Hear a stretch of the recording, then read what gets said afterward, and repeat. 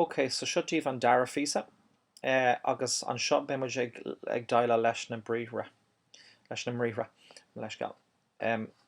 So caithimid an bríomhar a athrú ón aimsir loithreach go dtí an aimsir nav urifa. So an aimsir caite nav urifa. So das is Präteritum oder imperfect. So tá sin clachta go nar bhí muid ag fálam na listi dus na bríomhra. So sin an tríú column. So le géhan, bhí sé géhan, géit, ging, gegangen. So tá muid ag daile leis an ging. Le geben, geben gibt gab gegeben. So tá muid ag daile leis an gab sin. Agus tá reignótaí curtha suas agam OneNote module seo hana féin. So sin na bríomhar nabhréalta. Leis na bríomhar rialta, ná den darmad. Má leanan siad na rialacha, cailann siad an EN, agus an unad an EST, TEN, fáin siad TE, TEST, TE, TEN, TET, TEN. So tá siad ag fáil an T rih an gná deire, agus tá sé difriú le is agus le RZS, mar tá sé is le TE agus RZS le TE freisin. Mar hampla bé sé is machte, du machtest, RZS machte. So ní fáin sé an daratí leis an RZS, mar fáin sé san aimsir loithreach. Ach, Renos, éibre hain tá hat cain intach esse. So tá sin an bríomhar haben san aimsir loithreach, so cámuid é a chur san imperfect, so nav urfa an sin. So mar sin scríbmuid hatte. So má támuid measca suas is féidir dul chuig reverso conjugation, agus chur an bríomhar sin is seach. So le haben, támuid sios agus an sin tá Präteritum an sin RZS hatte. So tá sé sin an sin chun ceirlinn má támuid measca suas. So hatte. An dara ceann unterbricht.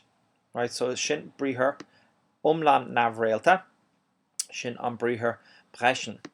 So má churmuid brechen isteach, sin brisht, look, chur mé brisht isteach an seo, sin brisht san aimsir caite, mar sin tá sé RZS brach.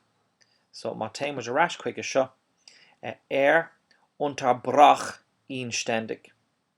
Now tá bríomhar ilscartha, sin inscartha, sin ilscartha an seo, so it's féidir leis an bríomhar seo scar as céile. Herr Hörnerkop stellt Paul eine Tasse Kaffee hin. Now taiste gwen, leanan an nabhurfa na gná rialacha is a leanan an aimsir loithreach. So má tá sé ilscartha agus má tain an céad písa chuig an deire, denna sé sin sa nabhurfa freismuid, sin stellte, so it's rialta an sin, fáin sé an TE, agus an sin chuirmuid san aimsir caite. So Herr Hörnerkop stellte Paul eine Tasse Kaffee hin.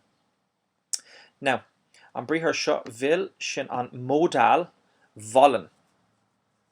Alright, so tá na modals fud na háite, bíonn siad rialta agus nabhréalta agus bíonn sé fud na háite ag bra an aimsir agus ag bra an réimh, ní an réimh focail an fóranam atá an úsáid a gwen.